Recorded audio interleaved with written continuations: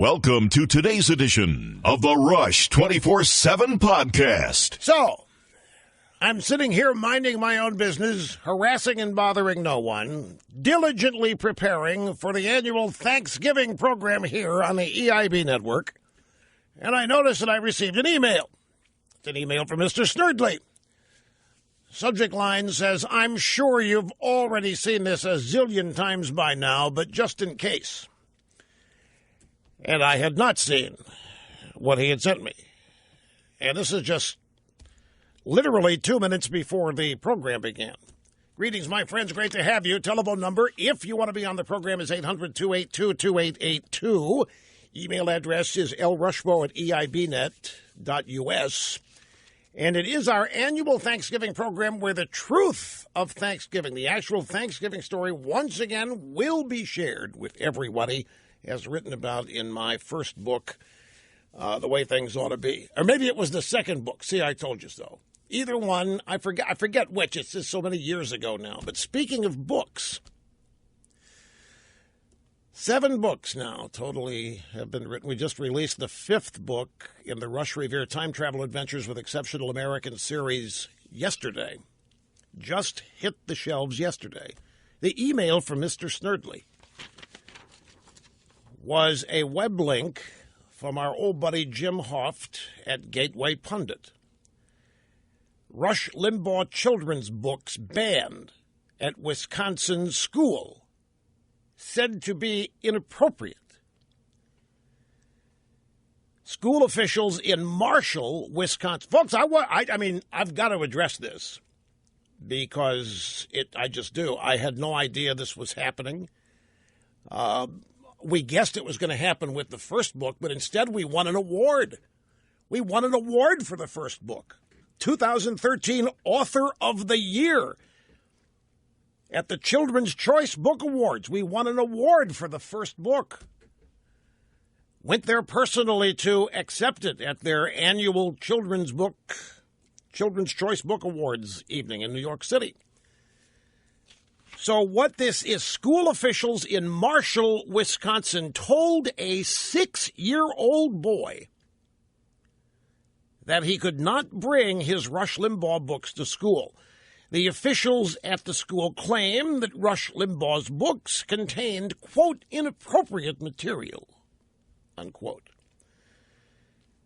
Gateway Pundit accurately reports that we've published several award-winning kids' books on U.S. history.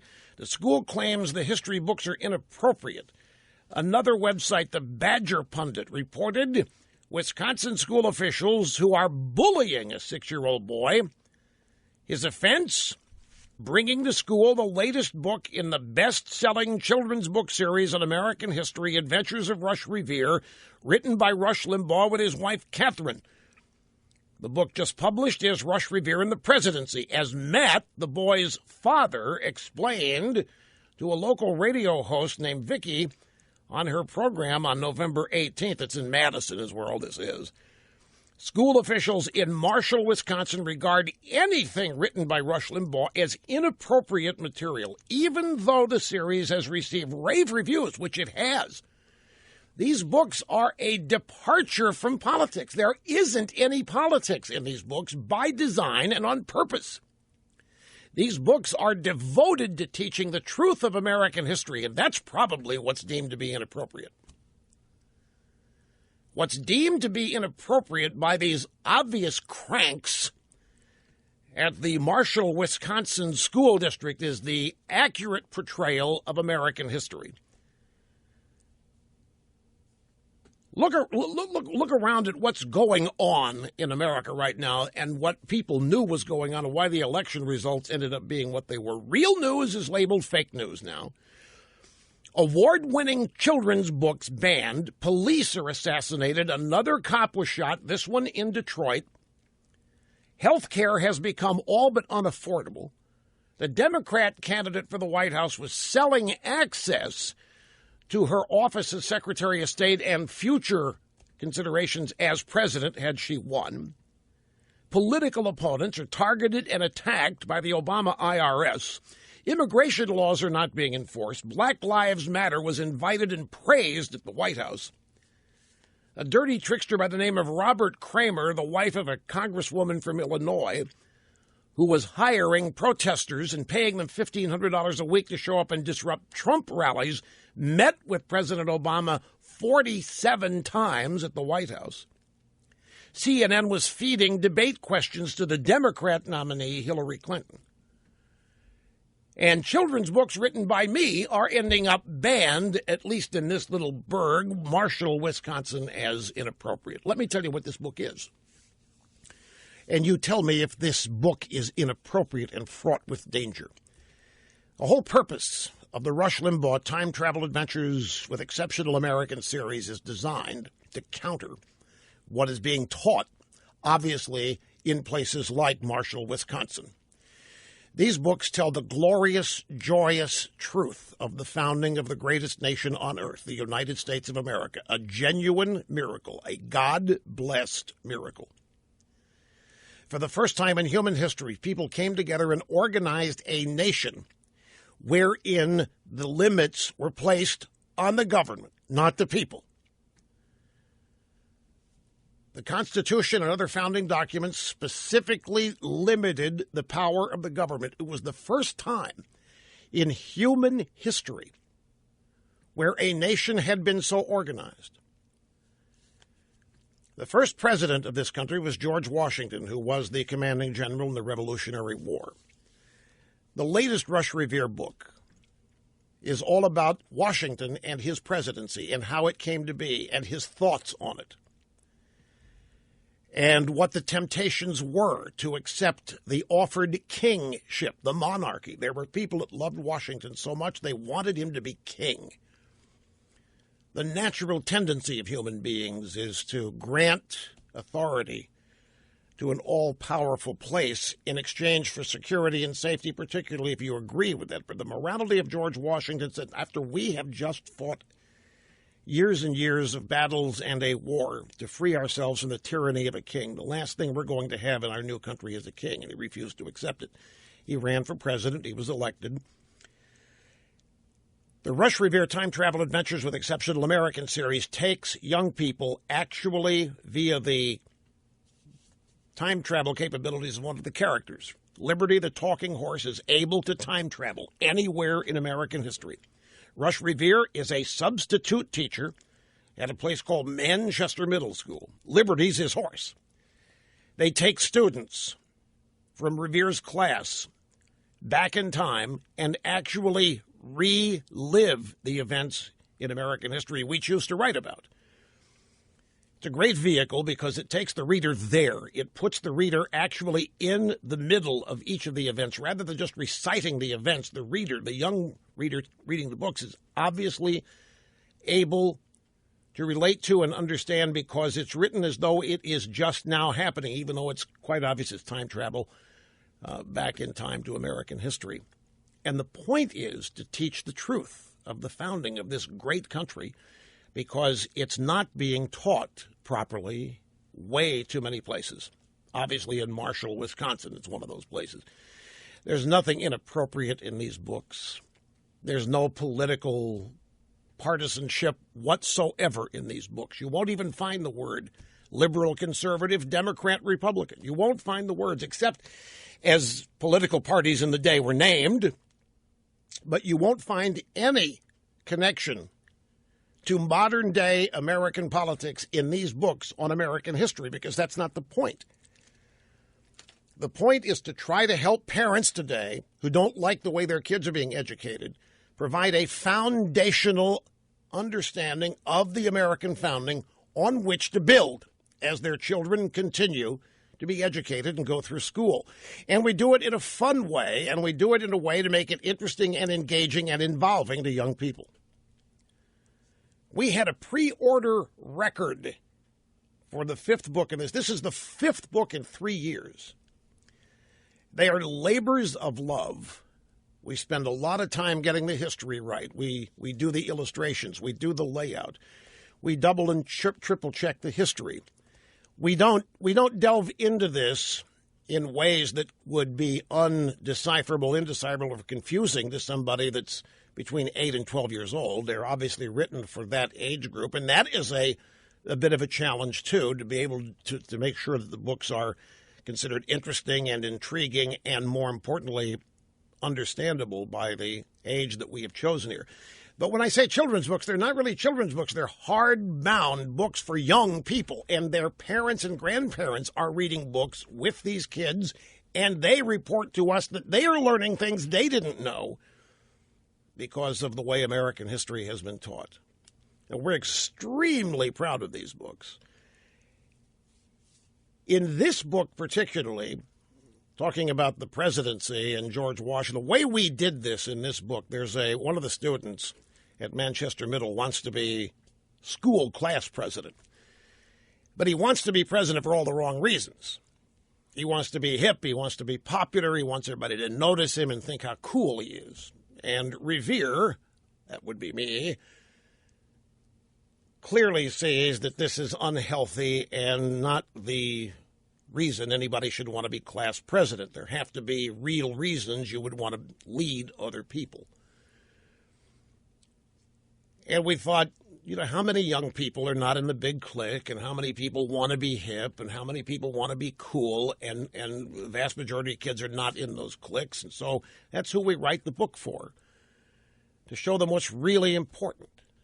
And when leading or engaging with other people, particularly if you want to lead them, what really is important about that. It's not a popularity contest. So we decided that the best way to do this would be to take this young student, via Liberty's ability to time travel, back and talk to George Washington about his campaign for the presidency and why he wanted to do it and what it meant to him and what were his fears, what were his desires, what were his objectives. And slowly but surely, during the course of the book, our young student matures and realizes the really important major step he's taking by wanting to be school class president. And I don't want to give the book away. He has opponents in the book, and we didn't know it, but we actually ended up having a Donna Brazile type character in the book. While she was doing what she was doing, we were writing the book. We had no idea she was doing it, but it worked out. But it's a great read. It's highly entertaining and instructive at the same time, and we're so proud of it. And I guarantee you, these people at Marshall, Wisconsin, not even read it. They wouldn't take the time to read it. The school district people there, all they are doing is seeing my name and then attaching the word inappropriate, and they are the bullies. This is classic of the way the American left operates. They claim they're the open ones. They claim they are the understanding ones. They claim they are the ones with all the tolerance for a wide variety of views and opinions, and they're not. They are not open. They are not tolerant. They are not understanding. They are bullies, and they are cowards, and they are afraid, viscerally, literally afraid of any point of view that they don't ascribe to. And rather than consider it, and rather than throw any view they disagree with open for debate, they shut it down. They eliminate or try to all opposing views. But there isn't a political view in the Rush Revere time travel adventures with Exceptional American series. By definition, we wanted everybody to be able to enjoy these books, and we were trying to get past this silly leftist fear that there are things politically in it that would scare them or frighten them and make them want to hide the book or burn the book or ban the book. None of that. This is just the truth of the American founding, because we believe it's a miracle, and we believe that it was blessed by God.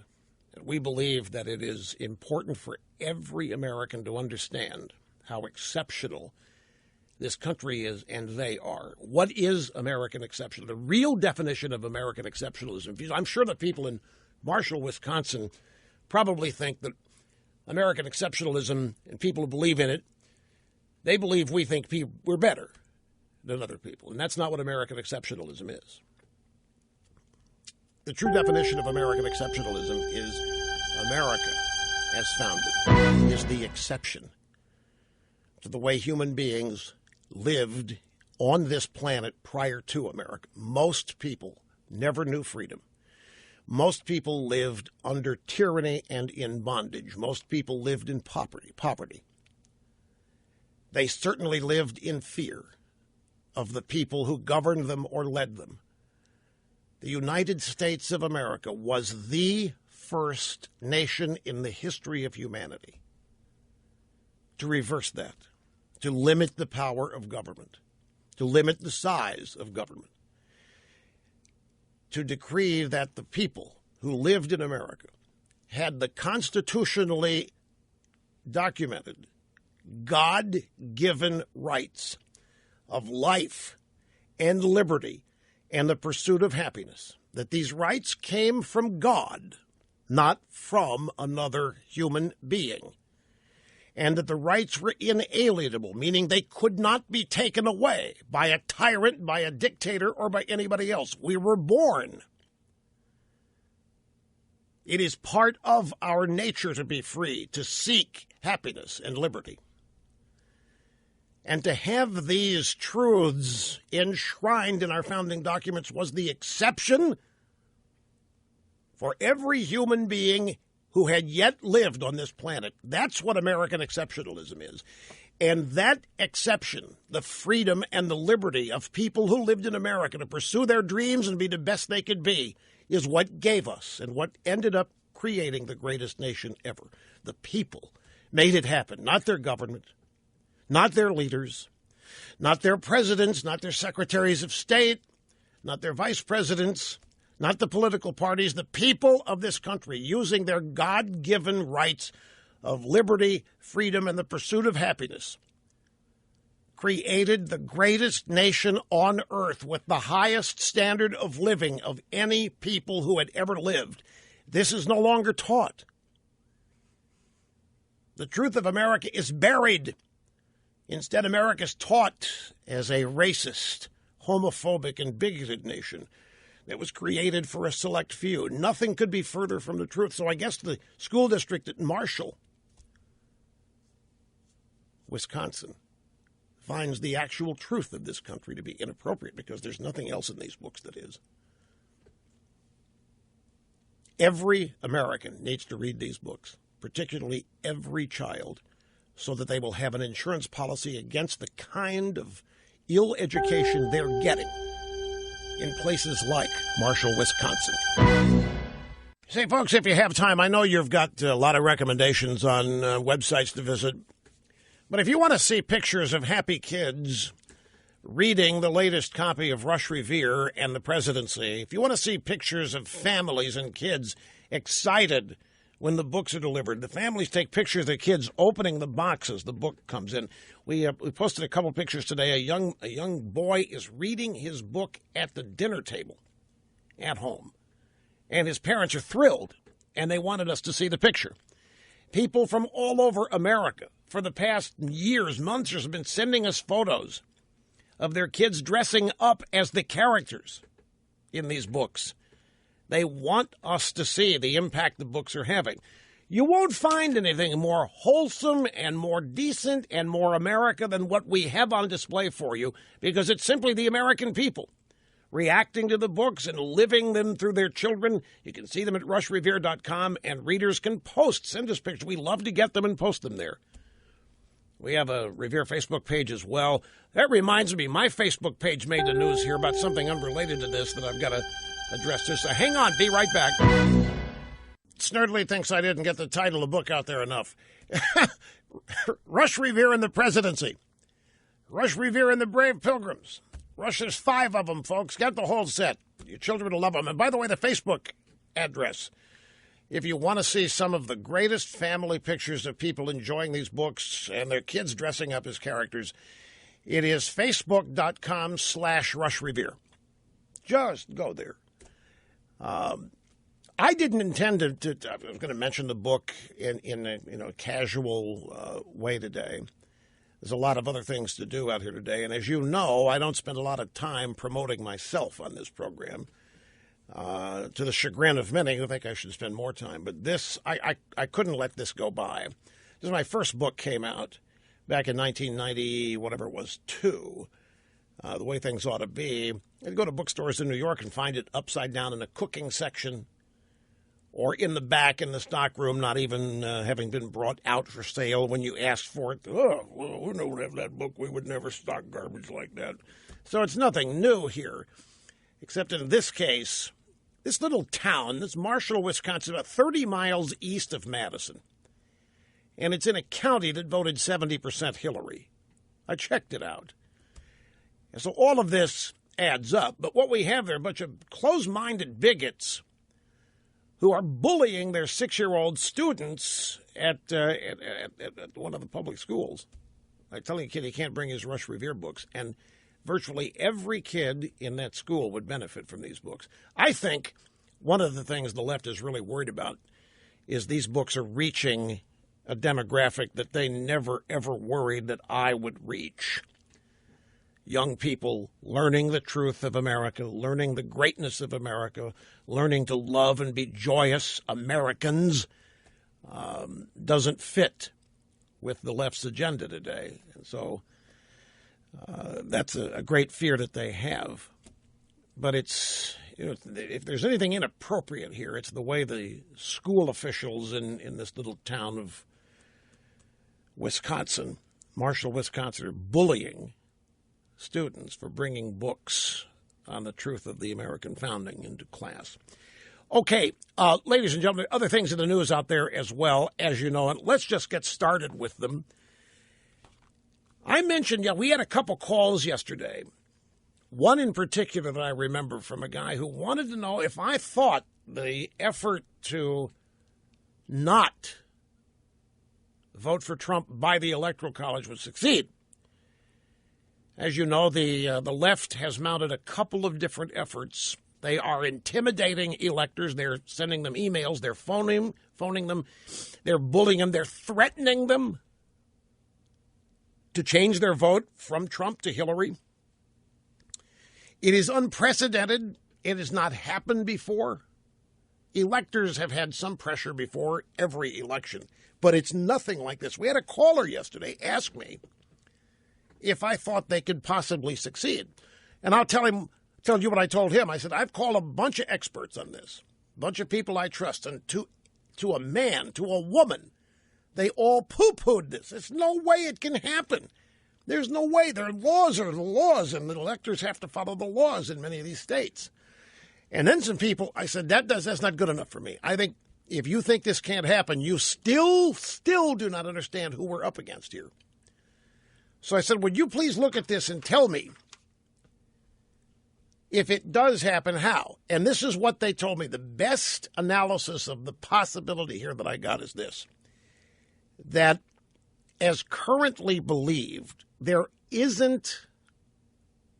aren't enough electors who could legally change their votes to get Hillary to 270 electoral votes. However, an analysis shows that it is possible that some electors could be forced to change their votes and deny Trump from getting to 270 as well.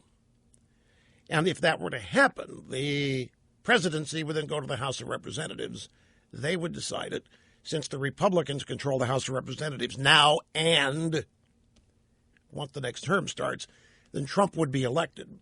So I don't think anything is going to change the result, but that doesn't mean their effort isn't going to continue. And in fact, computer scientists urge Clinton campaign to challenge election results. Ladies and gentlemen, I think the Clinton campaign's behind this. I think it is the Clinton campaign that's mounting this effort to intimidate and threaten the electors. You want to hear another theory?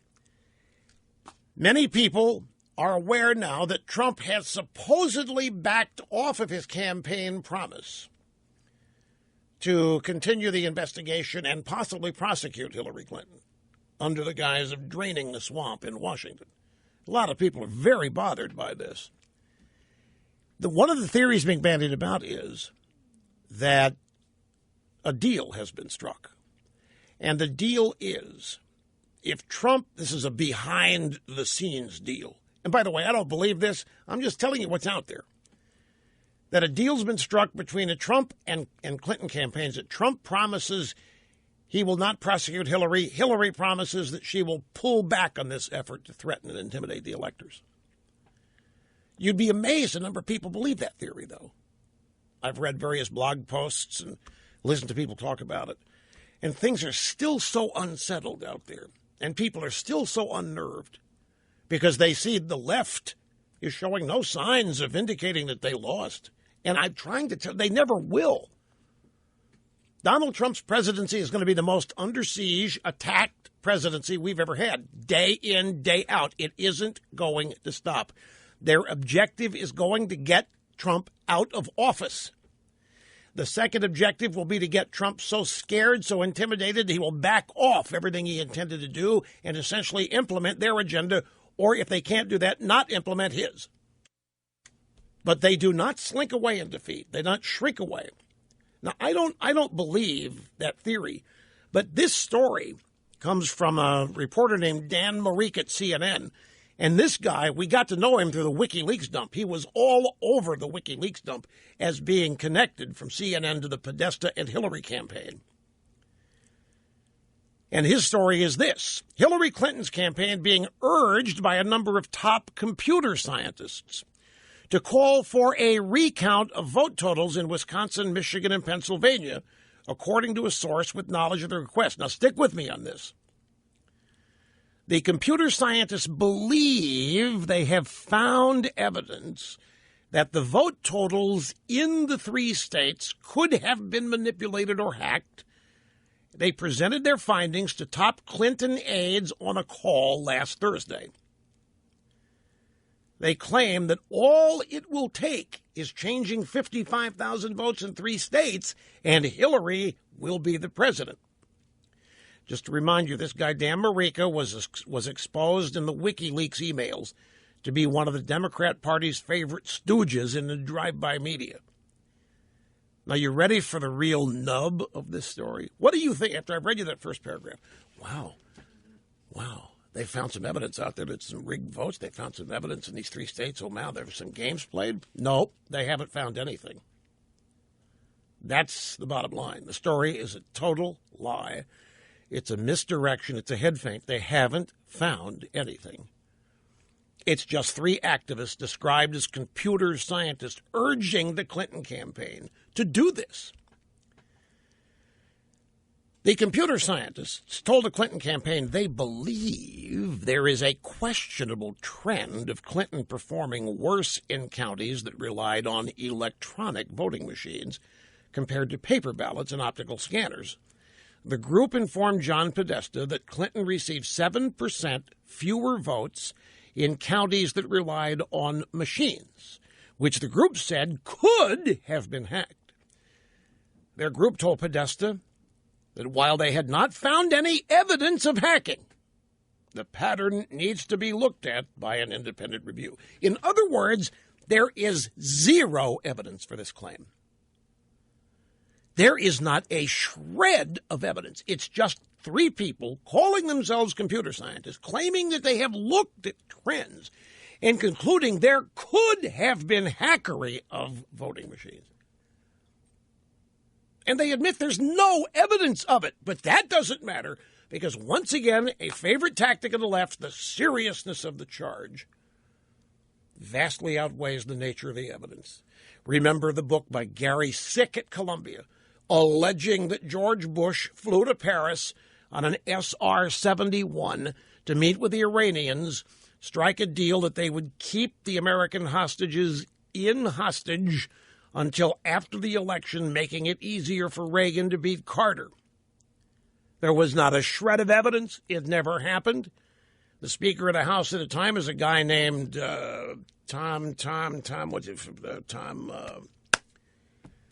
mental block on his name. He was from Washington, and he went on TV. He said, "The seriousness of this charge is such that we must investigate," and they did.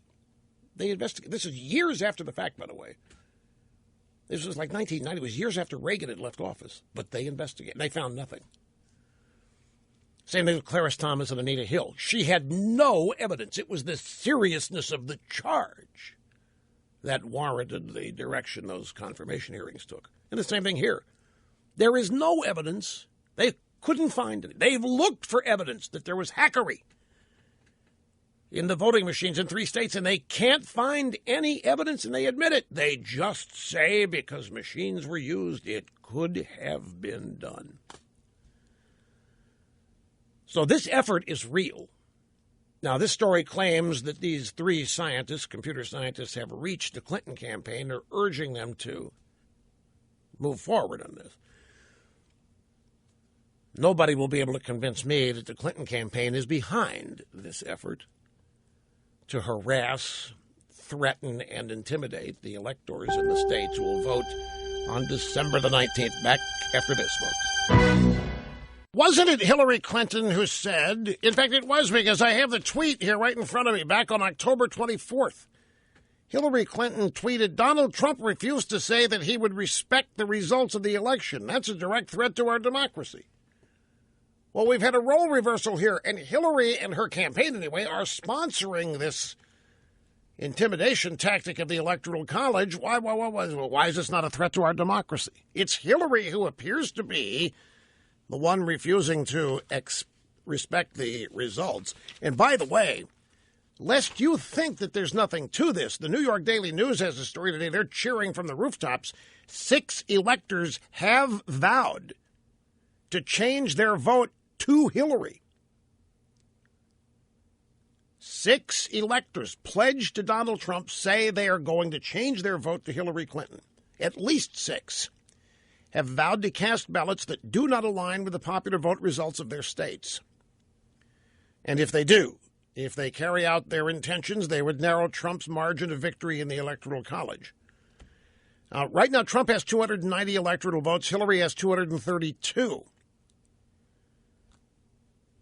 The highest number of faithless detectors or electors in this country. It has happened. I mean, this is not unprecedented.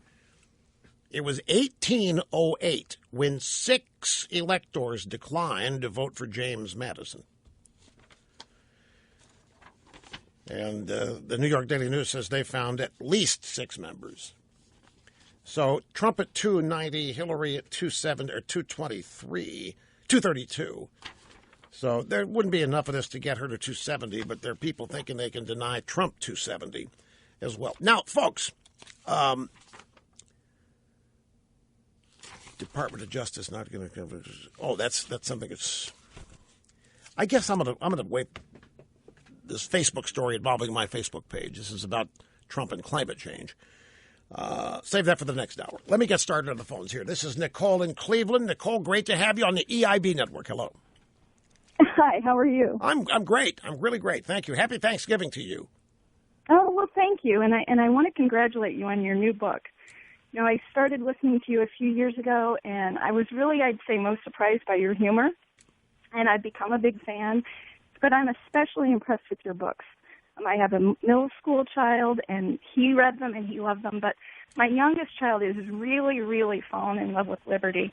And I wondered if you had put any thought into doing a nonfiction series of American history for older children. Well, I can't commit to anything, but one of the things that's happening is that people like you are requesting that we write books on American history for an older group to get into more of the actual historical, factual occurrences, because they are profound and it's intriguing to us. We always listen to the readers and listeners and what they say they want, and it's an exciting project to do as it exists now. So, I mean, everything is possible. Everything's on the table here, and we're intrigued by all of it. And your comments, especially, I appreciate. Thank you so much. Yeah, I think it would be great. And even if there's some way you could put them at the same quality and maybe even have pictures of Liberty doing little pop-up facts in the margins, I think it would really help make it interesting. I appreciate the idea. I really do. Hey, look, before I run out of time here, I have to ask you, would you like a new iPhone 7 or 7 Plus? Yeah, that would be great.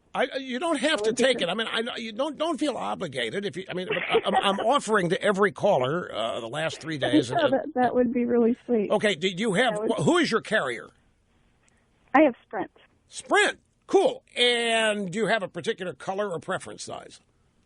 I don't care on color. Probably whichever one is the larger one would be great. The larger one. Okay, fine and dandy. So we'll send you a black iPhone 7 Plus that'll work on what you're going to get. You're going to get an unlocked iPhone. It has no SIM card in it, which means it'll work on any carrier in the world. So you have an iPhone now? No, I've never had an Apple product. It's got Samsung, and I'm. You do not know what you're on fire, so you don't know what you're in for. Okay, so you'll take this to the Sprint store, take it in the box, and you tell them it's unlocked and that it's a gift, and that you want to transfer your number from your current phone to this new one, and they will be more than happy to see you, and they'll make that happen. Oh, that's so sweet of you. Thank you. And my 7-year-old is over here yelling. Ask him my question. He wants to know, how does Liberty hold his breath for so long? He doesn't. Liberty's able to time travel without holding his breath. It happens instantaneously. Oh, anyway, no. When he goes invisible, he has to hold his breath to be invisible. Oh. Well, he continues to breathe. There isn't a mammal that can hold his breath that long, none other than a whale. No, he continues to breathe while invisible. And when it's cold and you can see the breath, he has to hide behind something else in addition to that. Now, Nicole, don't hang up. We got to get Mr. Sturdy to get your address here to send you the phone. You'll have it on Friday if everything goes right. We'll be back here in just a second. Bloomberg News just posted a story. Americans have more hope than they've had in the last 10 years as the result. But that's not their headline.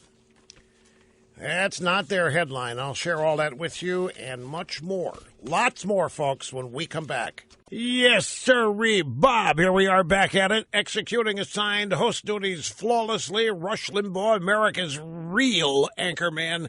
There is no fake news here. Well, that's not true. We do satires and parody, but it's obviously fake news. We don't do fake news. We don't lie. We don't make things up. We don't try to make you believe things that are not true. And that is exactly what the mainstream media has become. The mainstream media has become an enterprise designed to make you believe things which are not true. 800-282-2882 if you want to be on the program. If there's any fake news out there, it is what they do now, day in and day out.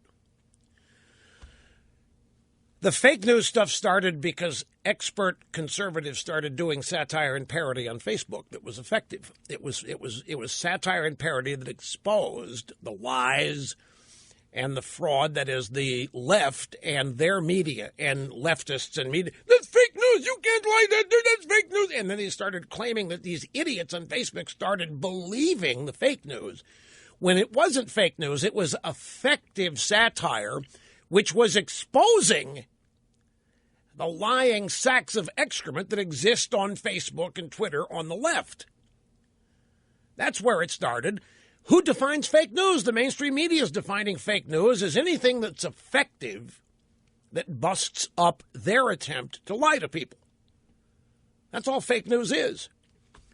Now, there are some people who actually practice in fake news, but it's all satire and parody. It's all, to one extent or another, an attempt to be funny. Sometimes it's aimed at rooted in reciprocity.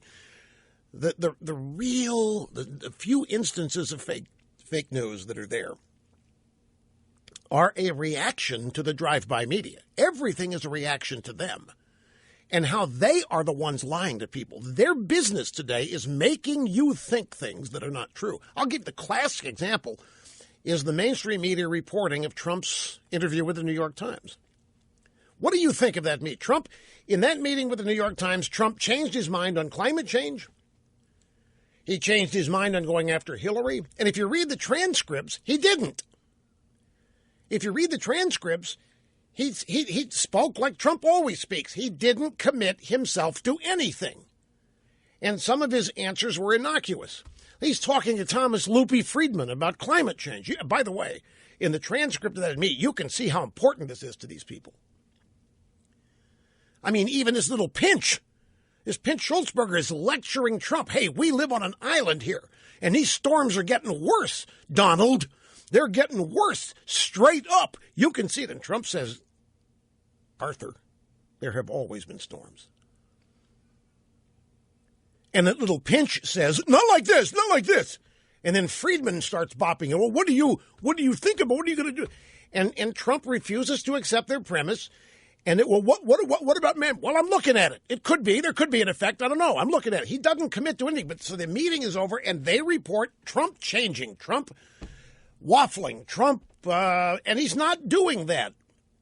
All he's doing is trying to satisfy these people, get in the meeting, get it, and get out.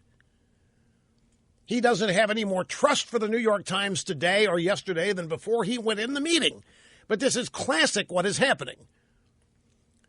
And the rest of the media picks it up, and that's why you're seeing stories about Trump waffling on things like climate change and prosecuting Hillary. On the prosecuting Hillary thing, this could go one of any number of ways. But, folks, there's something very important about this. And this is what I hope it is, frankly. I don't know if this is the case, but I hope it is. Donald Trump has appointed Jeff Sessions to be the Attorney General. Jeff Sessions is going to head up the Department of Justice. Jeff Sessions is the guy you need to be asking whether there's going to be a prosecution of Hillary. Donald Trump, if Donald Trump comes out and says there will not be, or if Donald Trump comes out and says there will be, then immediately Jeff Sessions has been rendered a puppet. And I don't think Trump has any intention of doing that.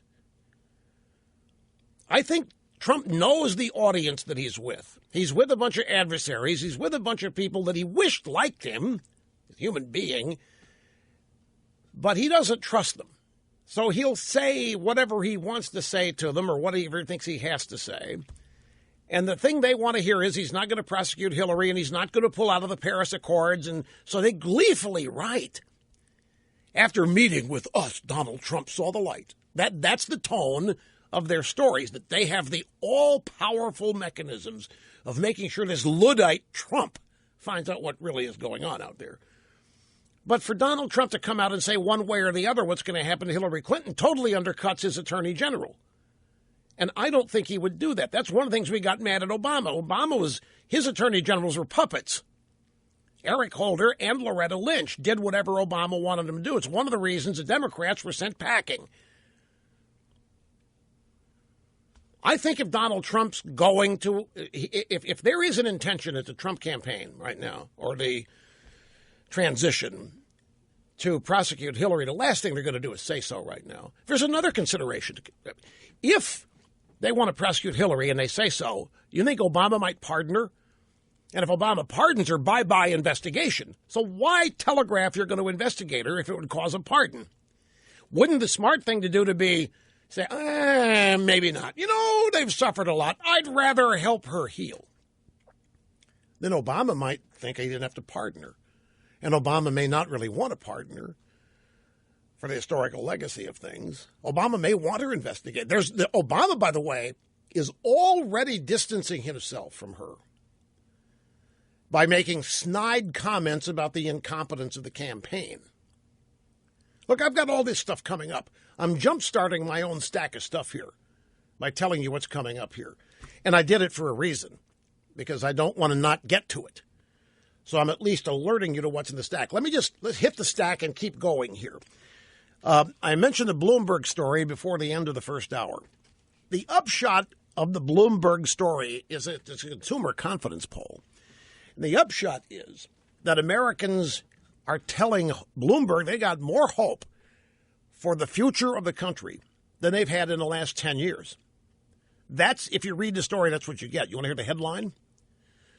Soaring consumer confidence, but are Americans happy it's Trump or just happy it's over?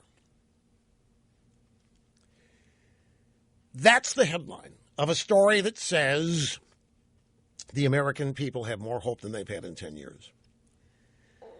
On the surface, the message from the University of Michigan's final reading of consumer sentiment for November is that President-elect Trump will fix what ails the nation and do it fast. The Consumer Expectations Index of the survey rose by 8.4 points from October to 85.2, a one-month gain last exceeded in December 2011, a testament to households' optimistic view on the outlook of the economy and their own pocketbooks.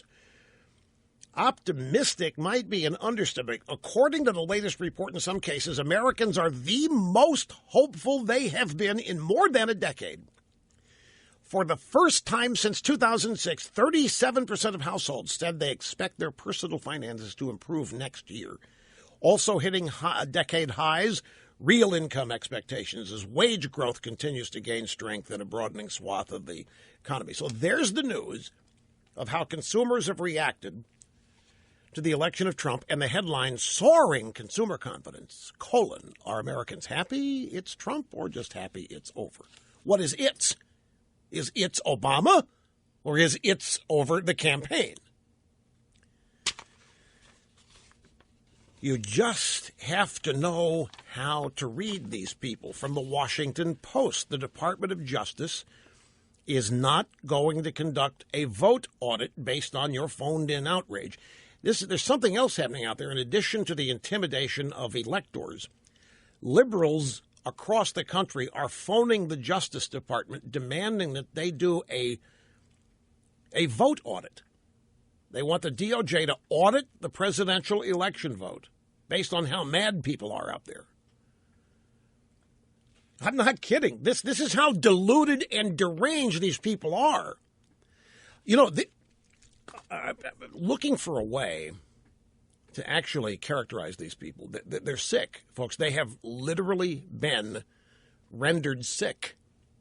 Your average, ordinary, everyday liberal or Democrat is genuinely mentally ill now when it comes to matters of politics and current affairs, current events. And they've been rendered this way by the media. They literally have believed all this fear-mongering and scaremongering. They believe campuses are places where rapes are happening, that they believe innocent black men are being gunned down multiple times a day by the cops.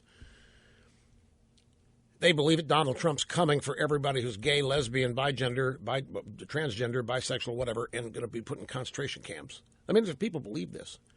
The cast of Hamilton, they're scared to death. And they think Trump's going to destroy the planet. On purpose. Trump and the Republicans want to destroy the planet.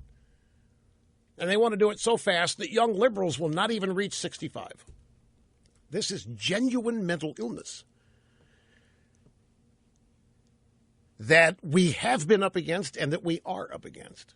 And the mental illness extends to the editorial board of the New York Times and their columnists and the reporters and infobabes at CNN. I'm convinced it's a genuine mental illness. I asked yesterday, watching some 70-year-old, 60-year-old Democrat strategists that I've been watching on TV all of my life. I mean, what happened to them? They used to be, they've always been liberal Democrats, but there was none of this fatalistic, fear-mongering, scaremongering, apocalyptic, however you describe what they believe. And I'm asking myself, what happened to you? Seriously, what has happened to you?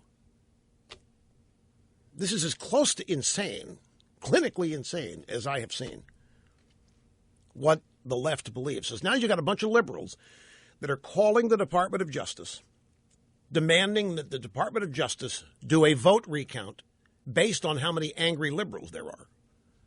That alone should justify the recount. And the Washington Post has a wake-up call for these people. The headline, the Department of Justice is not going to conduct a vote audit based on your phoned-in outrage. So stop it.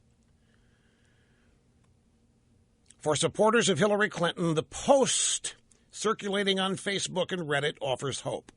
The Justice Department, it claims, is tallying calls from people who want an audit of the 2016 election. Given the small margins that Trump won by in Pennsylvania, Michigan, and Wisconsin, a shift of about 55,000 votes is all that would be needed to change the outcome. Problem is, and the Washington Post even reports, this is bogus. The Justice Department does not count up calls to determine whether it should launch an investigation. Oh, but there are prosecutors who have. I happen to know this. That's why they're doing it. They're literally calling the Department of Justice, asking that their calls be tallied, and if enough people call expressing outrage, they think the DOJ will do an audit because of a couple of posts on Facebook and Reddit.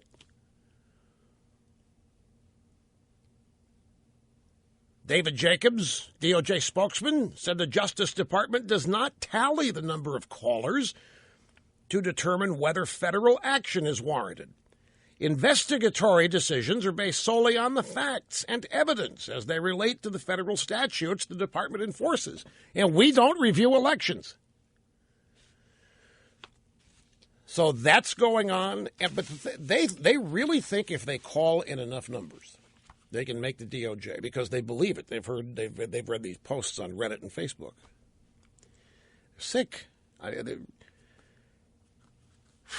don't know. Now, here's the first story that I was referring to a moment ago. Hill.com, Trump signals softer approach in Times meeting.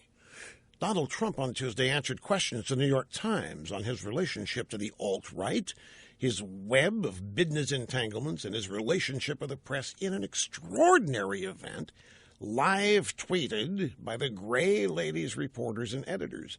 The unorthodox meeting took place on the 16th floor of the Times building in Midtown Manhattan. If I'd have had my way, Trump would have demanded this meeting take place on the deck of the USS Missouri instead of at the Times headquarters. If you're going to meet with them, you're going to go meet with the vanquished.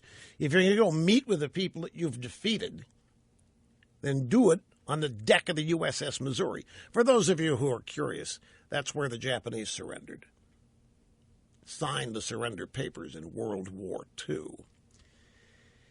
Trump was solicitous, argumentative, evasive, joking, and defiant with the nation's most important newspaper, which has been among Trump's top targets. And they go on to describe some of the things that Trump may have changed his mind on, and he didn't.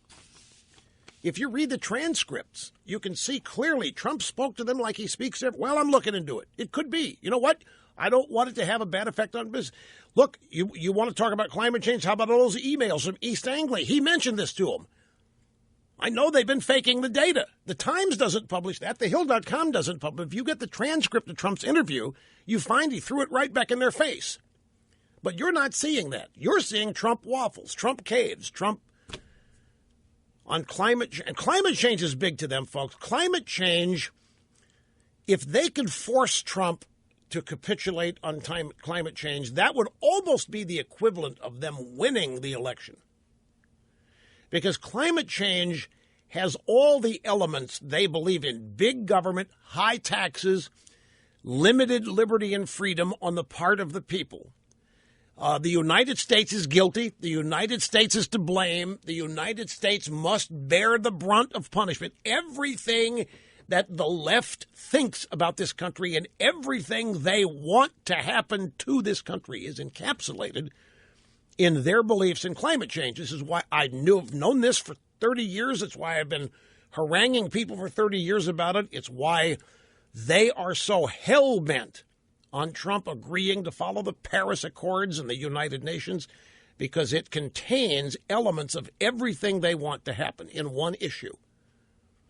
That's why I said yesterday, the Trump caving on climate change is a much, much bigger deal to me than whatever he decides to do or not do with Hillary Clinton or prosecution. I'll tell you, their heads are going to explode in Marshall, Wisconsin, and other educational centers. Marshall, Wisconsin, by the way, is where the latest Rush Revere book has been banned.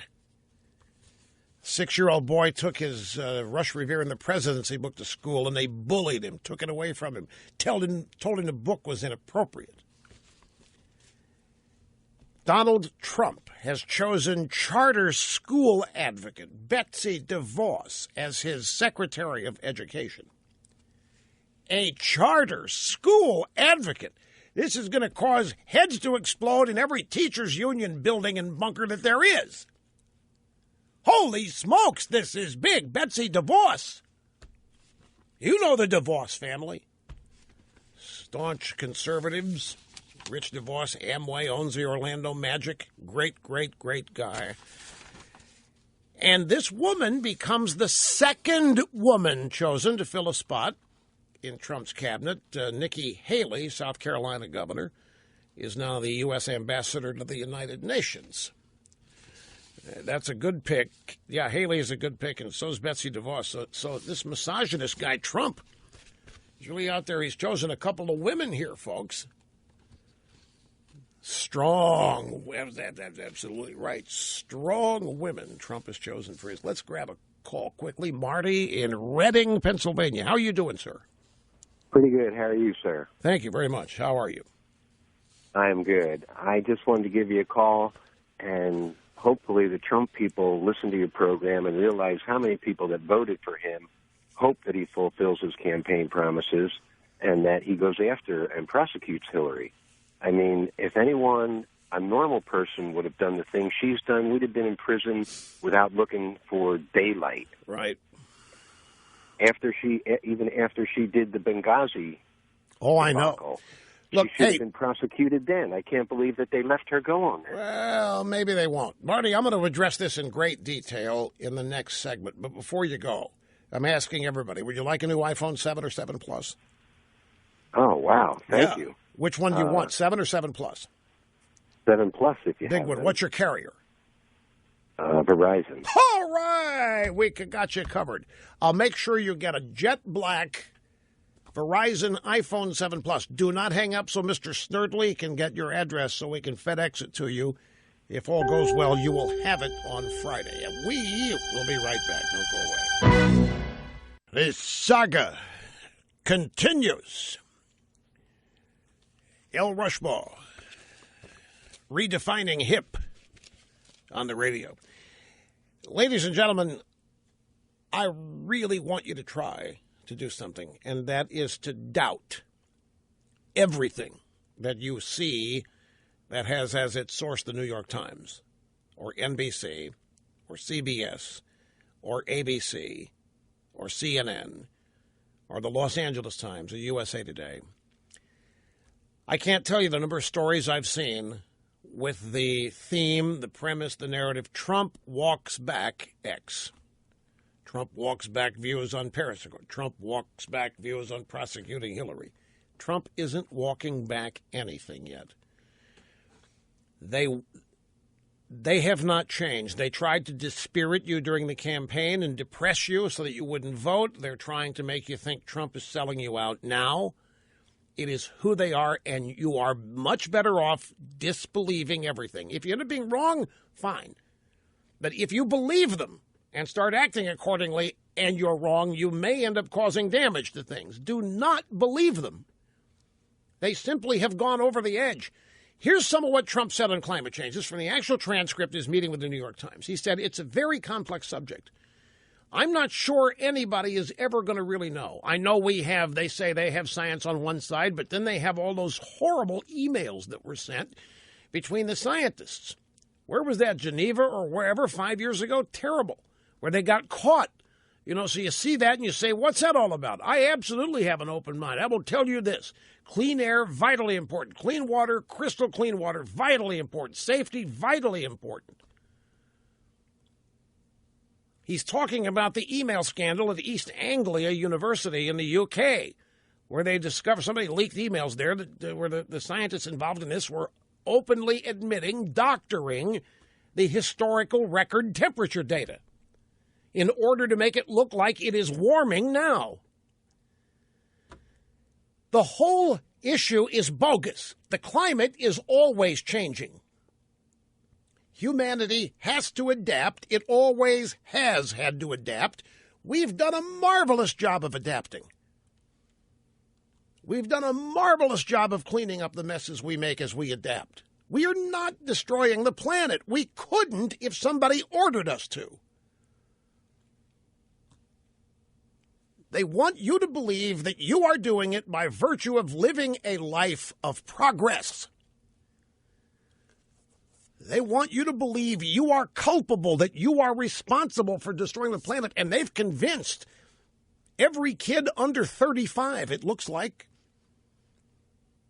every kid under 35 believes that their parents have destroyed the planet and that it may not be habitable by the time the 25-year-old reaches 65. They honestly believe this. And yet, if Donald Trump convened his cabinet and ordered his Interior Secretary to take action that would warm the Earth's surface temperature by 2 degrees, there's nobody who would know what to do.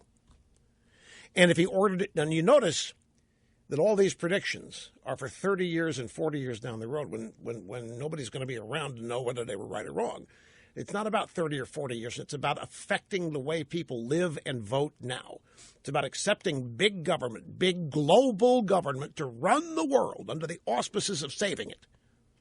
These are the people destroying things. These are the people this election just sent packing.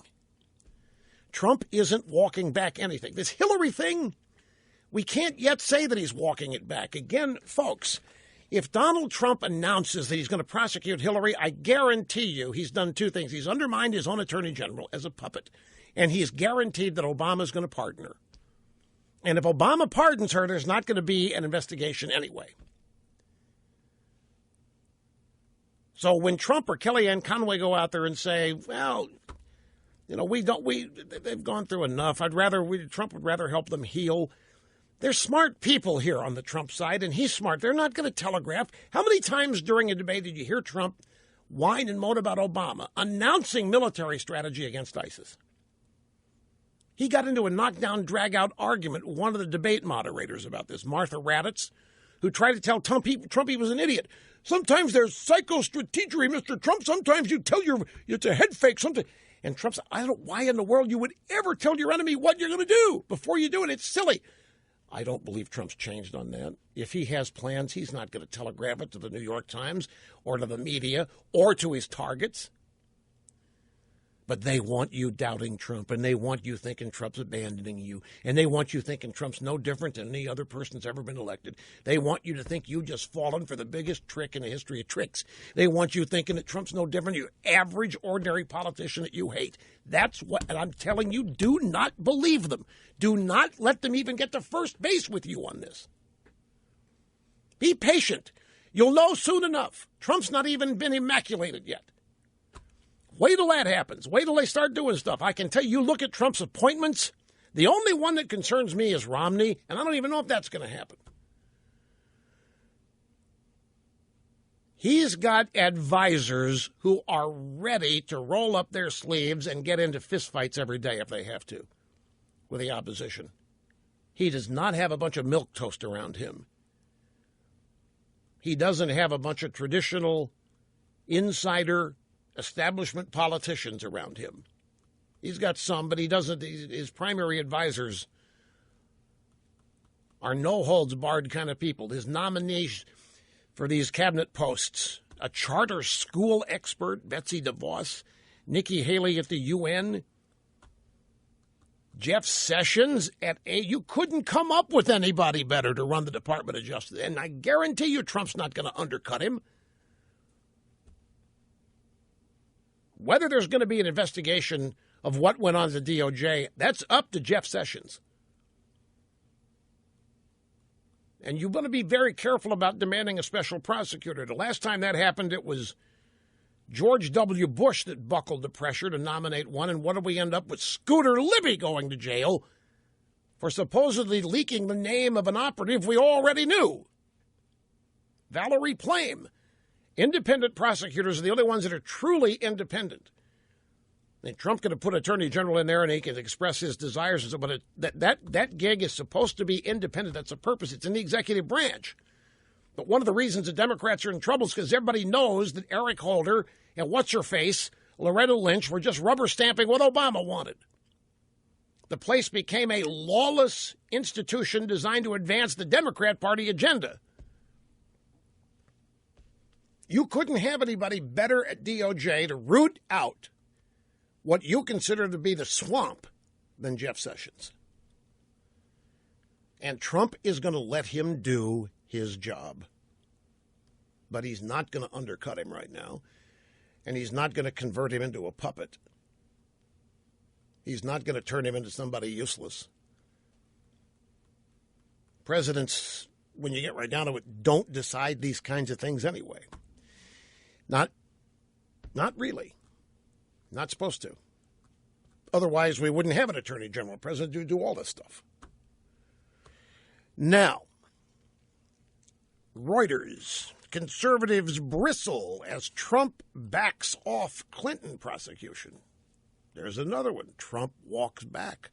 Trump backs off. Trump changing mind. Trump relaxing. Don't believe it. He hasn't done anything yet. He's just talking to a bunch of people at the media that he knows don't tell the truth about him. But in this story, there's something of particular interest to me. Conservatives who have reveled in the possibility of a Clinton prosecution were not pleased. Breitbart News, the outlet once led by Trump's chief strategist Steve Bannon, published a story on Tuesday under the headline, Broken Promise? Trump doesn't wish to pursue Clinton email charges? Stop and think of that. Ostensibly, we have the number one pro-Trump website, Breitbart News, now bitching and moaning about Trump. I think all this is perhaps a head fake, but that's not what I wanted to address. It's what comes next. Radio personality Rush Limbaugh asked the 2 million people who like his Facebook page for a reaction and received more than 2,000 responses. Now, I did yesterday on this program ask you what some of you thought about it. We got a lot of people calling in about it. I didn't specifically mention my Facebook page. But it's interesting that Reuters went there and checked it out. 2 million people. I don't even mention Facebook, and I've got 2 million followers, and I never even talk about it. Can you imagine how many followers we'd have on Facebook if I promoted it? I don't even promote it. You know how many people would kill for 1,000 followers? Here, I've got 2 million, and I don't even mention it. Half the time, I don't even know I've got a Facebook page. I'm not a social media guy. I have people that post things for me under orders, like Coco at the website, and we got a Rush Revere Facebook page that's exclusive. But we post a lot of things jointly at rushlimbaugh.com on our Facebook page. But I never talk about it. 2 million, that ought to be 32 million followers. Make it happen, folks. The point, get in gear. What is this, 2 million? That's embarrassing. 2 million, and then the next number, 2,000 responses, should have been 20,000 responses. What are you looking at me that way for? You think I'm... I can't... What do you mean you can't believe I'm saying this? You can't believe that I'm embarrassed that I've got 2 million followers? What has chump change compared to what we ought to have? And I don't even talk about it. That's my whole point. You know, I don't sit here and do a lot of self-promotion like half the other people out there. Yeah, I've got a Facebook page. And by the way, for those of you who found it, God bless you. I mean, I'm not angry here. I'm actually dreaming. Can you imagine what we'd have there if I actually pushed this? What do you think would happen, Snurdly? What could we get it up? It would explode. 2 million followers, and I never mention it. And I'm thinking all these people out there that have 1,000 followers and they get 10 people reacting and they think they're cool. Well, anyway, apparently, aside from all this, the 2,000 responses were livid. Many of them, Reuters says, you were livid.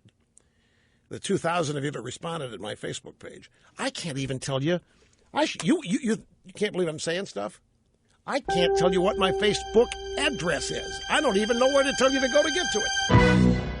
Okay, let me clarify what may be some confusion on this Facebook business, because I just got an email. Wait a minute, somebody calling themselves Rush Limbaugh just posted somebody 29 minutes ago, and you say that you... No, that's not what happens.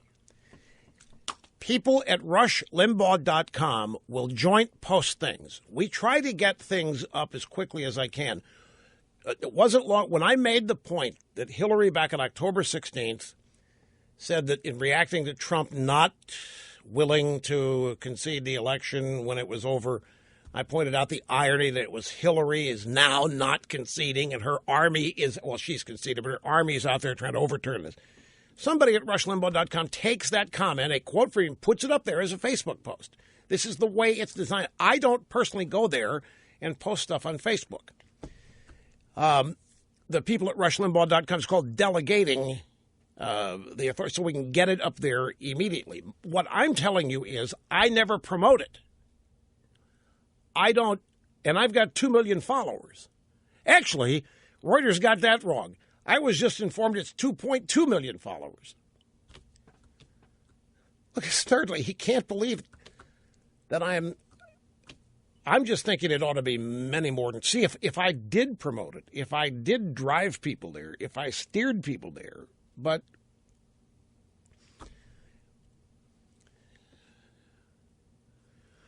all right, we'll do that next week. Get back from the holiday next week. I'll spend a little time promoting the Facebook aspect of the operation. It's there, and the stuff posted by me is stuff I've said, folks. It's just culled from the radio program, and it's much faster that way, and it's direct, and it's done that way, and it is me. It's things I've said, but it's taken here from the official radio program and the transcript of what I have said. At the end of every day, there's so much in these stacks of stuff that I haven't gotten to content-wise, and I'm frustrated leaving here every day. I can't tell you. I don't bleed on you like this, but I can't tell you how frustrated. Every day I'm frustrated at the stuff that I haven't been able to get to. And I don't spend much time plugging this or plugging that in exchange for trying to get as much content in as I can. But we'll focus on it next week to see what happens. In the meantime, Michael in Belmore, New York. I'm sorry. Michael, welcome. Great to have you on the program, sir. Hi. Thank you for taking my call, Rush. You Happy bet. Thanksgiving to you and your family. Same to you. I wanted your thoughts about these picks by President-elect Donald Trump. Yeah. What are your thoughts about him not running after the 4 years? Like, he's never mentioned it. Nobody's ever asked him. And I think these picks are more towards Governor Pence. In other words, after 4 years, I don't see him being in Washington. Okay, so here's what you think that you're obviously surprised that these picks are much more conservative than you think Trump is. So you're thinking somebody's got to be making these picks, and it isn't Trump, or it's... Well, it's Trump, but more with them, much more included. Like Governor Pence is, you could see he's very involved. Yes, he is. And that's a good thing, but what I'm saying is, could you picture, would you be surprised in 4 years if he said, I'm not going to run and Governor Pence is going to take over to run? Would you be surprised? What? Could you see him 8 years Yeah, in if he said that right now, yeah, I'd be stunned. I would be totally stunned. That would be I can't believe he would undercut. If he announces that he's leaving after 4 years, that is the biggest message the left could get to shut him down on everything. I don't believe he's even thinking that way. I really don't. Look, we'll talk about this in greater detail, but look, I've got to ask you, do you want a new iPhone 7 or 7 Plus? Time is running down, and I want to make sure I offer it to you, too. Yes, and I'm actually going to give it to my wife. Okay, what kind? Do you have a 7 in, like, a girly color, like a gold, rose gold? A girly color. Yes, I do. What carrier? AT&T. 7 or 7 Plus? 7, the smaller one. Yes, I can handle it today. That's awesome. I have restocked. I now have iPhone 7s in colors. So we'll send her a rose gold. I am telling you, she will love it. We'll be back here in just a second. Don't hang up. Don't hang up. We need to get your address. Somebody just said, well, why don't you use Facebook to put all the stuff that you don't get to? Well, that's fine and dandy, but the stuff that I don't get to is worthless without people knowing what I think about it. So... at any rate, we have one big exciting broadcast hour left. True Story Thanksgiving coming up. More of your phone calls right after this. All right, so I went and looked at the Facebook post that Reuters cited that had 4,000 responses, and they were not all livid. Reuters characterized as livid. And there were some responses to my question about, are you upset that Trump says he may pull back on prosecuting Hillary? There were some people not upset about it. So, again, the drive-bys mischaracterized what's on my Facebook page, which and here, look, this is the AP. Trump begins backing off campaign vows on Clinton claimant. Folks, do not believe this stuff. I am imploring, and I know how hard it is. It is axiomatic. It's almost automatic to believe what you see in the news. It's, even when you know who they are.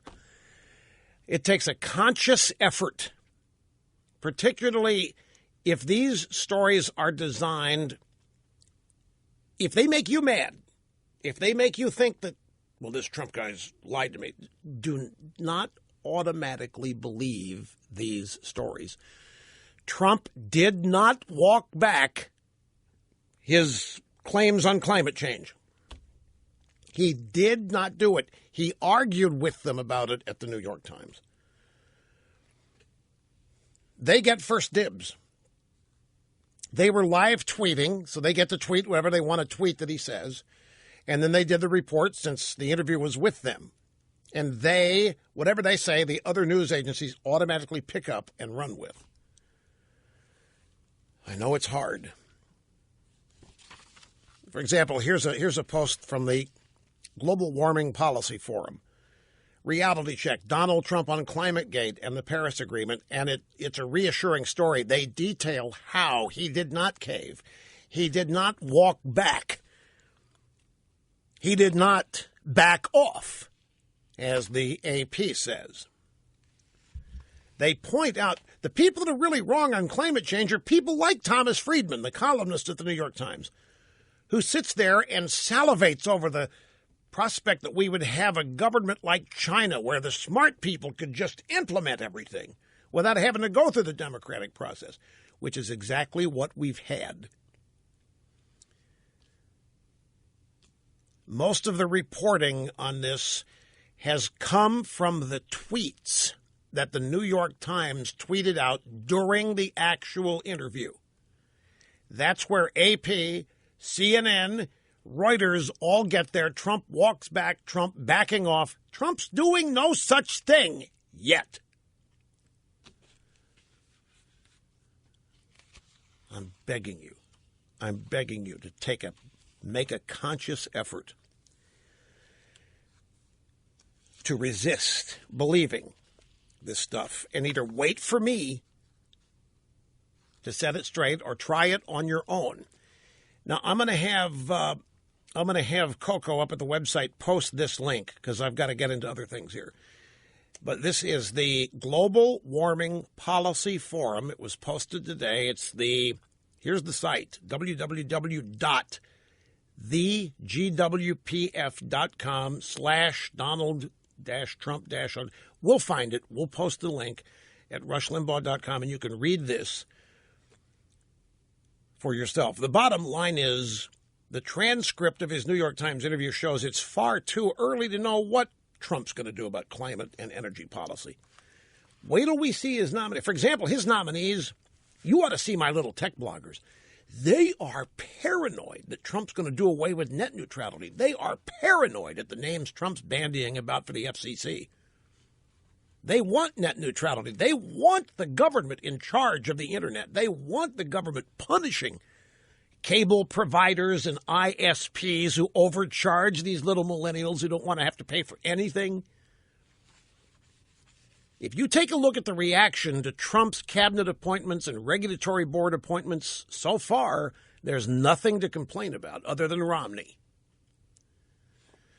And we don't know if that's going to happen. The Dow Jones has surpassed 19,000. The Trump rally, it's being called. Remember Paul Krugman of the New York Times, the day after the election, actually election night, said that the market was going to plunge and we may be headed to a depression because of these guys do not know anything, folks. They are historic for being wrong.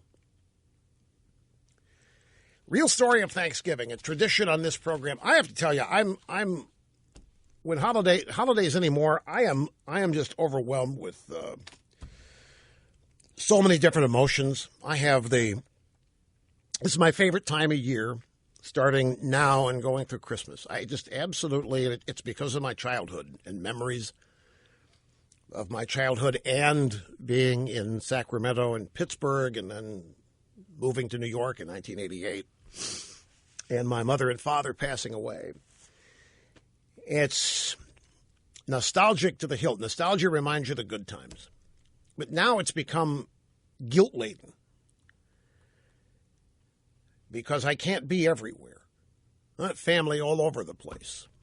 And they all, are you coming here for Thanksgiving? Well, I'm going to try. Well, everybody hopes you can make it. And then another, are you coming here you haven't been here in 2 years? Well, I'm going to try. Everybody's hoping you can make it. And you can't be everywhere. I end up feeling guilty. I'm sitting here feeling guilty right now. I'm not complaining. I'm sharing. I don't complain, and I don't whine. I'm sure many of you have the same problem. Where do you go? Do you try to rotate it each and every? Even that doesn't work because the people that you missed the previous year, well, anyway, so you try to be in as many places as you can. So if you can't go Thanksgiving one place, you try to go to the other place, Christmas, or vice versa. It's the one good thing about living in a small town and never leaving. When the holidays come around, everybody's still there. But the true story of Thanksgiving, written about Chapter 6, See, I Told You So, which is Book 2, chapter titled Dead White Guys or What the History Books Never Told You. And by the way, this chapter and this story served as the foundation for the first book in the Rush Revere series, which was Rush Revere and the Brave Pilgrims, where, in addition to the true story of Thanksgiving, we have the true story of the Pilgrims, who they were, where they were, why they risked everything to get on a rickety little ship and travel the Atlantic Ocean to a place that was foreign and unknown, had no idea what they would encounter. And it was all for religious freedom. And the real story of Thanksgiving, I wasn't even taught it. And I was in school back in grade school in the late 50s and early 60s, and I wasn't even taught it. I was taught that Thanksgiving was about the Pilgrims being saved from starvation and deprivation by the Indians and learning to grow food and thanking the Indians for saving them, the Native Americans. Everybody was taught this, but it's not true. The story of the Pilgrims begins in the early part of the 17th century. Church of England under King James I was persecuting anybody and everyone who did not recognize its absolute civil and spiritual authority. Those who challenged ecclesiastical authority and those who believed strongly in freedom of worship were hunted down. They were imprisoned and sometimes executed for their religious beliefs. In 1600 England, 17th century. So a group of separatists first fled to Holland and established a community. After 11 years, about 40 of them agreed to make a perilous journey to the New World, where they would face hardship. But at least the promise was they could live and worship God according to the dictates of their own consciences. It's a powerful belief.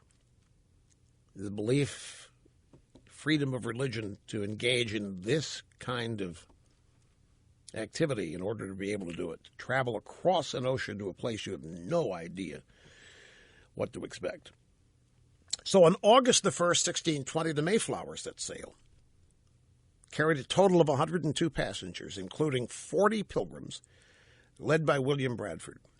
On the journey, Bradford set up an agreement, a contract, that established essentially socialism, just and equal laws for all members of the new community. Didn't matter what their religious beliefs were. The Bible provided the revolutionary ideas expressed in the Mayflower Compact. The Pilgrims were a people completely steeped in the lessons of both the Old and New Testaments. They looked to the ancient Israelites for their example. Because of the biblical precedents set forth in Scripture, they never doubted that their experiment would work. They were people with incredible faith. The journey to the New World was long and arduous. And when they landed in New England in November, they found, according to Bradford's own journal, a cold, barren, desolate wilderness. No friends. No houses. No hotels. No inns. And the sacrifice they made for freedom was just beginning. During the first winter, half of these pilgrims, including Bradford's wife, died of starvation, sickness, or exposure. When spring finally came, the Indians, the Native Americans, indeed taught the new settlers how to plant corn, how to fish, how to skin beavers and other animals for coats. And life improved, but they didn't prosper, not yet. This is important to understand because this is where modern American history lessons often end. That's where the traditional story of Thanksgiving ends. The Indians helped them, and they learned how to plant corn. They had a big feast, and that's what we celebrate today. No. Thanksgiving is explained in way too many textbooks as a holiday for which the Pilgrims gave thanks to the Indians for saving their lives, rather than what it was. Thanksgiving is a devout expression of gratitude to God. And if you doubt that, go look at George Washington's first Thanksgiving proclamation. When Thanksgiving became a national holiday because of George Washington, you cannot escape the fact that it was a national holiday rooted in thanking God for America, for the blessed nature of our country. And this is exactly what the Pilgrims did. That's what they were thankful for. Here's the part that's been omitted from the traditional textbooks and was omitted when I was in school. The original contract the Pilgrims had entered into on the trip over on the Mayflower, they had merchant sponsors. They didn't have the money to make this trip themselves. There were sponsors, merchants in Holland and London that paid for it. They had to be repaid. So the contract that they had called for everything the Pilgrims produced to go into a common store, and each member of the Pilgrim community was entitled to one common share. All of the land they cleared, all the houses they built, belonged to the community as a whole. It did not belong to any individuals. And everything they produced, they were going to distribute equally so that everybody would have the same, and everybody would be the same. All the land they cleared, all the houses they built belonged to the community. Nobody owned anything. Everybody had an equal share in it. It was a commune. It was a Humboldt County, California commune, minus the weed.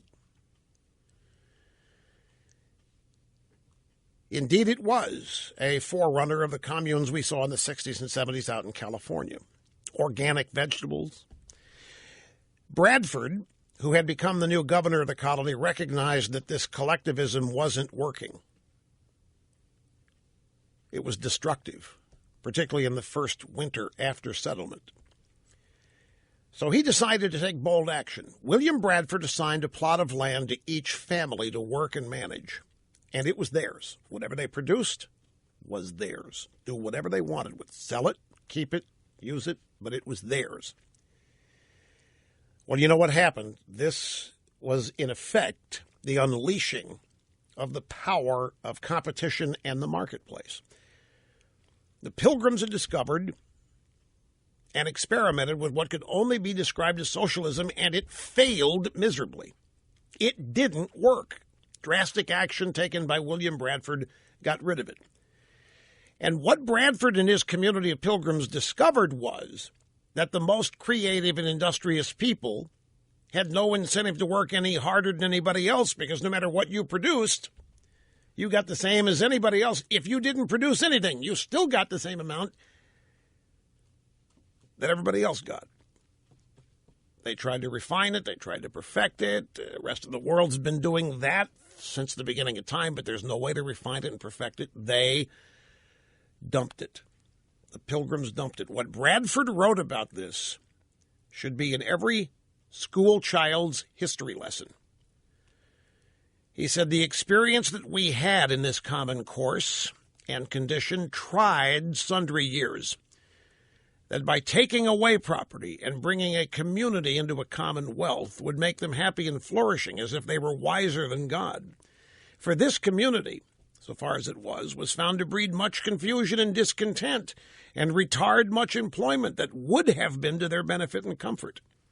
For young men that were most able and fit for labor and service did repine that they should spend their time and strength to work for other men's wives. What he's saying is, why should we bust our ass working for people not doing anything? It didn't work. It was a resounding failure.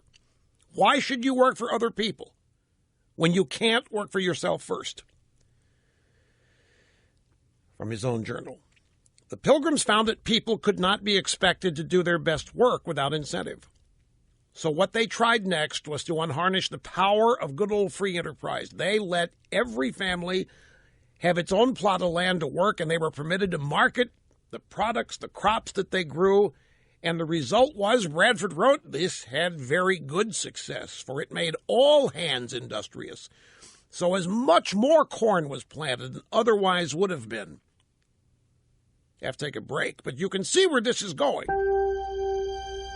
I'll finish it up when we get back. Don't go away. So the result of free enterprise after the Pilgrims had tried socialism, well, William Bradford wrote about it. This had very good success. It made all hands industrious. So as more corn was planted than otherwise would have been, Bradford doesn't sound like your committed leftist, and he wasn't. So the Thanksgiving that was had, Pilgrims found that they had more food they could eat themselves. Now, this is where it gets good. If you're under the misconception that I was, they set up trading posts.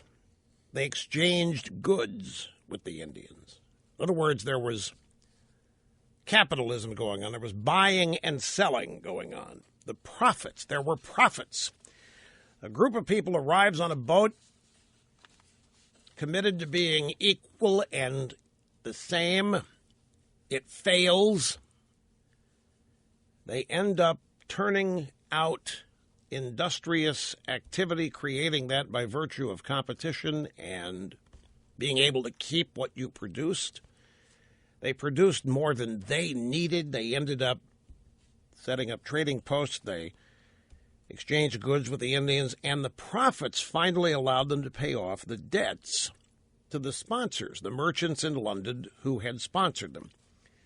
The success and the prosperity of what was the Plymouth settlement is what attracted more Europeans and began what came to be known as the Great Puritan Migration. In other words, the Pilgrims had such overwhelming success at growing their community. Word spread all the way back to England, and it began this humongous migration of people. Remember, the Pilgrims preceded the founding of the country by hundreds of years. They really were the ones that got it started and showed how it could be done. And it was I don't want to use the word rich. It was so plentiful. This was what they were thankful for. They thanked God for the guidance found in the Bible for restructuring their community and shared their bounty with the Indians, who did teach them how to do things they didn't know how to do, basically be farmers. That's the true story of Thanksgiving. We'll be back after this. Great to have you with us, folks, on our Thanksgiving show, annual Thanksgiving show here at the Excellence in Broadcasting Network. Here's Sydney in Marietta, Georgia. She is 11 years old. Hi. Hi, how are you? I'm good. How are you? I could not be better since you've called. Thank you. I just wanted to say that I think that your books make history really interesting and fun to learn.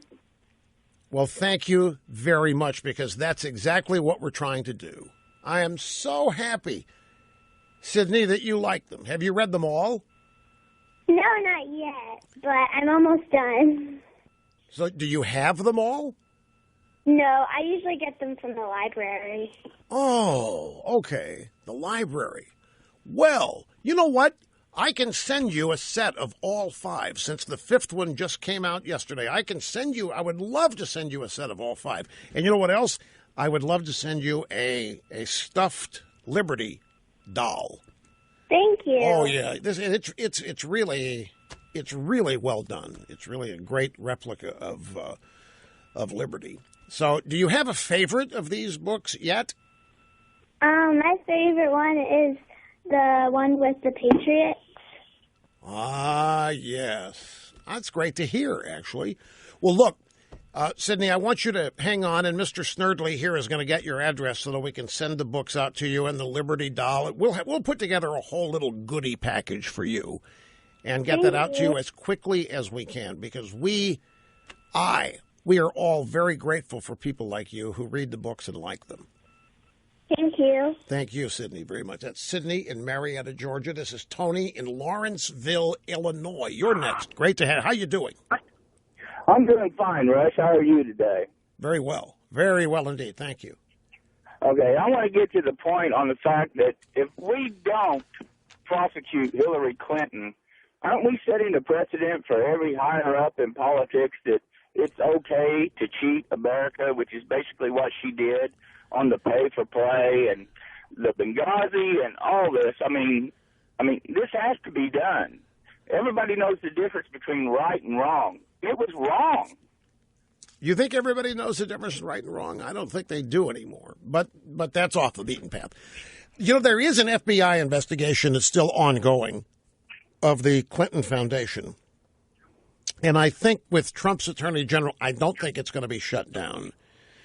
I wouldn't put too much stock in what you hear about this investigation being canceled right now, for reasons I've explained earlier during the program. But let me ask you something. What about people who say that an investigation and an actual prosecution where Hillary Clinton and maybe even Bill are charged with whatever they find, what went on at their foundation and other things, do you think that would cause even further divisions in the country and roil our society, ROIL, in such a way that we could never put it back together? Does any of that bother you, or do you say to hell with that and just do what's right here, an investigator? No, I think it would be a bonus to the people of America. I voted for Donald Trump. I am a staunch Donald Trump supporter, and I think it would prove a point that it's time to put an end to this nonsense in politics, and let's get America back on the track of real truth, real justice. What is the nonsense, that the powerful can get away with things that the other people can't? Yeah, I'm just a truck driver here in Illinois, but I believe that everybody should be treated the same, and I was brought up that way. And just because you're a high figure in politics, such as Secretary of State, let's say, if you did the paper play and it was wrong, then you should be prosecuted for it. What laws do you think she broke? The rules to abuse the office. What laws do you think that she broke? Well, she did the pay for play thing. I mean, that's been established, right? It does appear so. I mean, it's really curious. Half the uranium supply of the United States ends up in Kazakhstan while Bill Clinton gets rich. And one of their guys in Canada, Frank Giustri, gets rich. And then you find another guy in a $30 million donation here. Oh, by the way, another story here in the stack about people abandoning the Clinton Foundation. Their donors are leaving lickety. Foreign donors begin pulling out of Clinton Foundation. Why wouldn't they? They're not going to get anything for it. They never donated to this foundation because they were giving to charity anyway. Look, Tony, before you go, you're a caller. Every caller gets the offer today. Do you want a new iPhone 7 or 7 Plus? Oh, my God, that'd be great. Okay, which kind? The big one, the 7 Plus. All right. I'm AT&T. Right. So what color do you want out there, Tony? Any color you want in that stock I can provide. There's silver and white, gold and white, rose gold and white, or 2 shades of black. Do you have the gloss black? I do indeed. If you want the shiny jet black, then it's yours. Hang on, and Mr. Snerdley will get the address to FedEx this thing to you, and you'll have it. Well, it'll be wherever you give us the address on Friday. And it's either going to have an AT&T or T-Mobile SIM card in it, but doesn't matter. It'll work on AT&T. Take it and the box to the AT&T store with your current phone. Tell them you want to move the number to the new phone. You tell them it's a gift and it's unlocked, and they'll set you right up. I'm looking for one other story here that this one I don't want to leave. Two things here. Politico editor. An editor at Politico has resigned after publishing the home addresses of some clown that runs what's called the alt-right and was advocating for people to show up at an alt-right meeting with baseball bats and crack heads.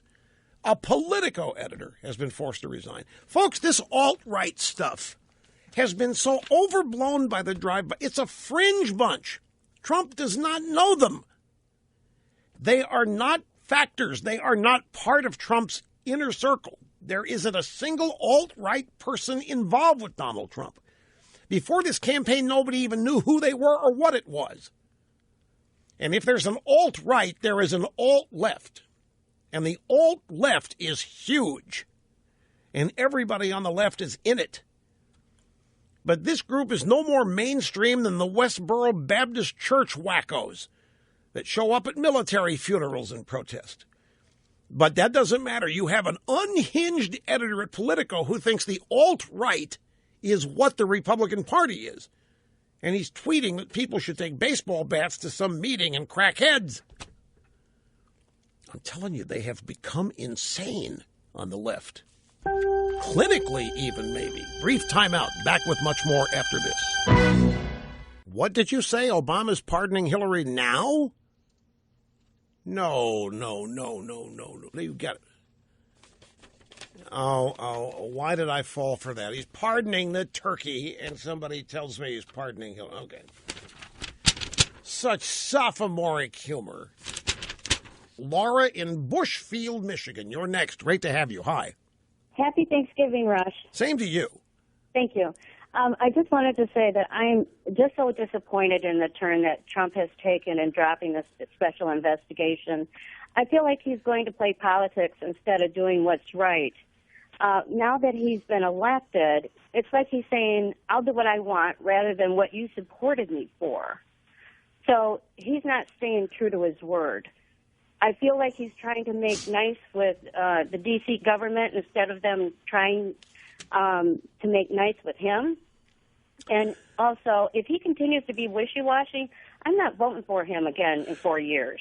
And I think he will run again in 4 years because it'll take a few years to turn things around. Oh, it's going to take more than that. But look, I think you're a little premature yet. We talked about it. Go to rushlimbaugh.com today. Look at what I've said about all this today, and you'll be comforted a little bit. I guess when the press reports Trump's walking this back and walking that back, he's not. They are lying to you again about things he said and hasn't said. Now, look, you have a chance for a new iPhone 7 or 7 Plus, but I'm out of time, so you've got to tell Mr. Snerdley what kind you want. We'll take it from there, give him your address, because every caller today gets one. I have to go. I'm out of time. Don't hang up, Laura. We'll be back. Okay, we have a best of show tomorrow, and Mark Stein will be here on Friday, and then I'll be back here on weekend, or after the weekend on Monday. Folks, thank you ever so much, and as always, for everything you do for all of us by being there. We always remember it, and we'll never forget it, and always appreciate it. Have a great weekend.